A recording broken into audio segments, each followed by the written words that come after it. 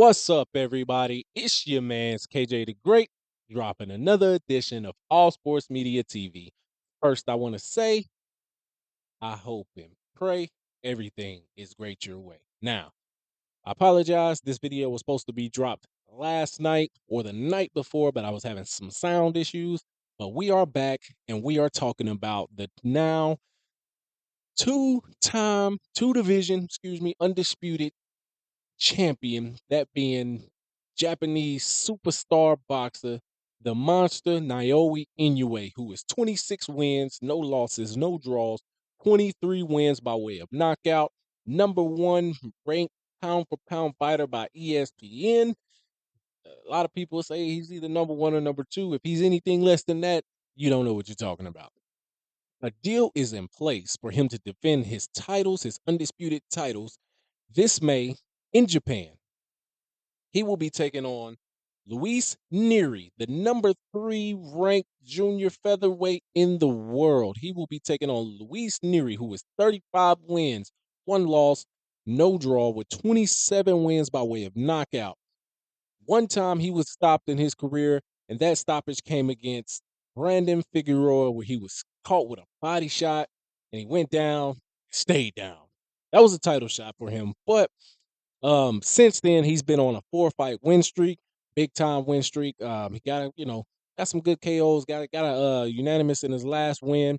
But I want to talk about something that's interesting about this fight is Luis Nery was recently banned. A lot of people don't know, but Luis Nery was banned back at 2017, 2018 after he had a fight with Yamanaka, and he stopped Yamanaka in the 4th round of the first fight. And after the fight, he tested positive for a banned substance, Buterol, I believe is how you say it. So initially they banned him, the Japanese Boxing Commission, and then they had a rematch. He was cleared. He had a rematch because he fought it, got everything cleared away and whatnot. And then he missed weight by almost 3 pounds.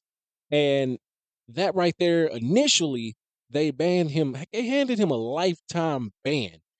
And which a lot of people, it came to a lot of people's surprise and even my surprise. But all in all, he is cleared up. And this fight is he's been cleared up by the Japanese Boxing Commission, and he's gonna fight over in Tokyo against Naoya Inoue. And I know a lot of you guys were like, man, how can this guy be fighting again? Because after that second fight that he had, he stopped Yamanaka in the 2nd round of that fight, but it was like he missed weight. So, you know, uh some people are like, man, this guy, he shouldn't be having his title shot right now, or, it should be somebody else.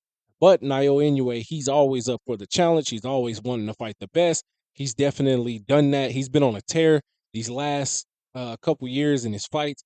He became undisputed at bantamweight when he knocked out Butler in the 11th round of that fight. Then he moved straight up to super bantamweight, super bantamweight. What was that? Yeah, super bantamweight, and he went right after the titles. He had a uh, fight against Stephen Coolboy Fulton, where he ended up stopping Stephen Coolboy Fulton in about the 7th round of that fight. To my surprise, I know you guys was like, when I dropped that video, I originally I thought Coolboy could probably squeak out a split decision. I know there was a lot of controversy over the way Naoya Inoue wraps his hands, and now there's controversy about him only fighting in Japan because of the testing style that they do. They don't do the same type of testing that, Olympic style testing or VADA does all the time or whatnot. So, yeah, that he became unified after he stopped Boy Fulton, and then he went straight into a full unification with Marlon Tapales.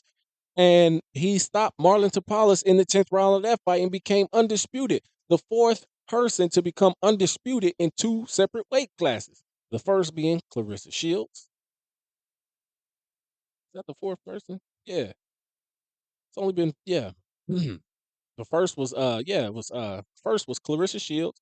She was undisputed at 160 and then moved down to 154, became undisputed. The second person was Terrence Bud Crawford. He was undisputed at junior welterweight. Then he became undisputed after stopping Earl Spence at welterweight. And then the third person recently was Katie Taylor. She initially tried to become undisputed the first time. She lost the majority decision. Then she came back and won a majority decision against Chantel Cameron. Can't wait to see that trilogy. And now Naoya Inoue.